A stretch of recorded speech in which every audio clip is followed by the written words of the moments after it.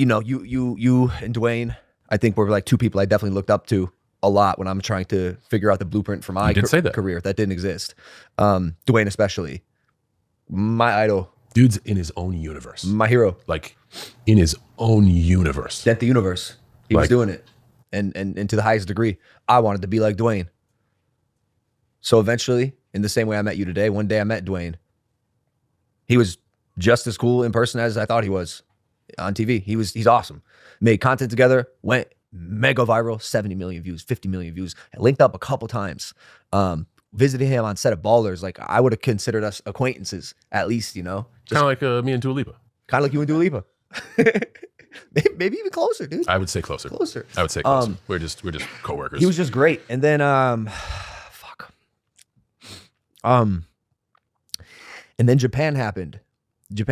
And, you know, I could go into so much depth about my remorse and the place that I was in and the faults that I made at that time in my life. And I had to really rewire my brain and backtrack and ask myself, like, how I let that happen and what went wrong in my life where, like, I thought that was okay.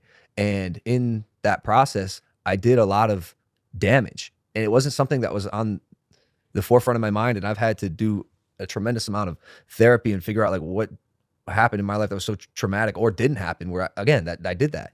And DJ was one of the people I hurt because of his mother's experience. And that's his experience to tell, and I'm not going to share it, but like I hurt him so much so that he basically wanted nothing to do with me. And rightfully so. You know, I let down my hero, and he requested that I remove all the content we've ever done together and basically kicked me to the curb. I would have done the same thing. Guy in his position doesn't want to be affiliated with a person who did something as reprehensible as that. And I remember it being such a low moment because, like, I knew I let myself down. I knew I let my fans down. I knew I let my family down. But my idol too, man, it just stung so bad. And it wasn't like I got the call from him. Got it from the publicist. And it's not like he did anything wrong. It's just like, I think my ego told myself that I'm going to fucking remember that. And if I ever become great one day like you, I'm going to remember this. And I'm going to remember the way I was discarded. And again,